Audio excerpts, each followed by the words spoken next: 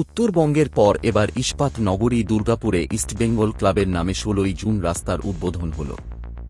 দুর্গাপুরের ব্যস্ততম সিটি সেন্টারের সামনে জংশন মোড়ের সামনের রাস্তার নতুন নামকরণ হল ইস্টবেঙ্গল সরণি।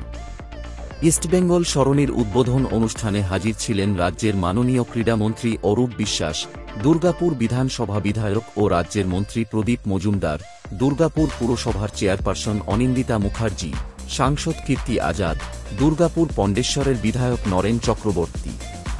এছাড়া উপস্থিত ছিলেন ইস্টবেঙ্গল ক্লাবের সচিব রূপক সাহা, কার্যকরী কমিটির সদস্য দেবব্রত সরকার, দীপ্তেন বসু, সদানন্দ মুখার্জি, বিকাশ দত্ত সহ অন্যান্যরা।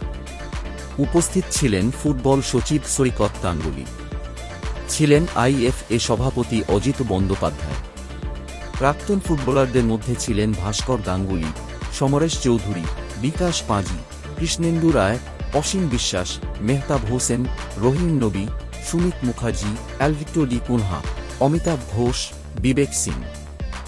প্রাক্তন ফুটবলারদের পাশাপাশি বর্তমান ফুটবলার সায়ন ব্যানার্জি ও মহিলা ফুটবলার তৃষা মল্লিক, সুরঞ্জনা রাউলকে সংবর্ধিত করা হয়। ইস্টবেঙ্গল কর্তাদের পাশাপাশি রাজ্যের দুই মন্ত্রী প্রদীপ মজুমদার ও অরূপ বিশ্বাসকে সংবর্ধিত করা হয়। আসানসোল ও দুর্গাপুর ডেভেলপমেন্ট কর্পোরেশন চেয়ারপারসন কবি দত্ত, বর্ধমান দুর্গাপুর এর সদ্য নির্বাচিত সংসদ তথা ৮৩ বিশ্বকাপ জয়ী ভারতীয় দলের সদস্য কীর্তি আজাদ ও দুর্গাপুর পণ্ডেশ্বরের বিধায়ক নরেন চক্রবর্তীকে এছাড়াও সংবর্ধিত করা হয় বহু বিশিষ্ট।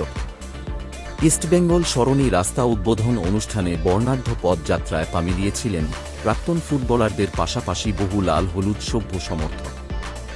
দুর্গাপুর ইস্টবেঙ্গল ফ্যান ক্লাবের উদ্যোগে এবং দুর্গাপুর নগর নিগমের সহায়তায় দুর্গাপুরে আজ ইস্টবেঙ্গল সরণি রাস্তার উদ্বোধন অনুষ্ঠান উপলক্ষে ইস্টবেঙ্গল ক্লাবের আরেক দুর্গ দুর্গাপুর হয়ে উঠেছিল লাল হলুদময়।